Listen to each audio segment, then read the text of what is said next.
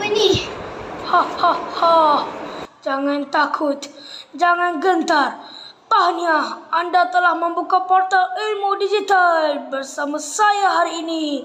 Seorang pakar digital dan seorang murid yang akan menerangkan lebih lanjut tentang dunia digital. Ha ha ha ha. Ciknya, baiklah. Bolehkah cikgu terangkan maksud digital? Sudah tentu, digital merujuk kepada teknologi yang menggunakan nombor binari iaitu 0 dan 1 untuk memproses maklumat. Semua yang kita lihat di skrin komputer, telefon pintar dan internet adalah dalam bentuk digital. Betul tu. Sebagai contoh, dulu kita tulis surat guna kertas dan hantar melalui pos. Tapi sekarang kita boleh mengguna email atau WhatsApp untuk berhubung dengan cepat.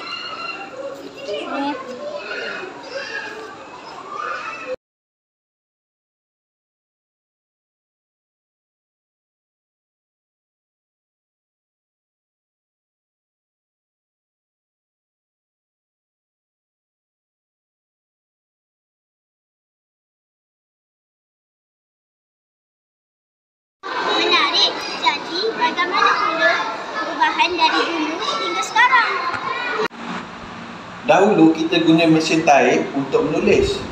Tetapi sekarang kita ada komputer dan tablet yang lebih pantas dan boleh menyimpan maklumat tanpa perlu kertas.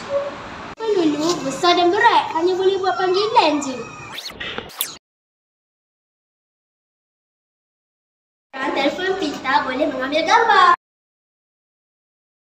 Wah, banyak perubahan. Tapi, apakah kelebihan teknologi digital?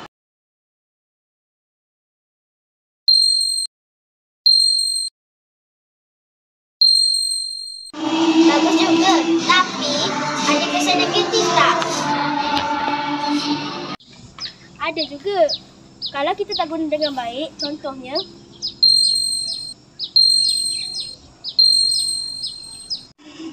wah, banyak sungguh yang saya belajar tentang digital hari ini. Jadi, apakah pesanan cikgu kepada kita semua? Gunakan teknologi digital secara bijak. Ambil manfaatnya. Jangan sampai ia menguasai hidup kita. Betul. Gunakan digital untuk belajar dan membuat kebaikan. Dan jangan pula membazir masa. Anda kini telah melengkapkan misi memahami dunia digital. Cara ini akan membawa anda kembali ke dunia sebenar. Zam-zam ala zam. Wah, ini pengalaman yang luar biasa. Digital memang satu keajaiban. Tetapi yang paling penting kita perlu menggunakannya dengan bijak. Jumpa lagi dalam episod seterusnya.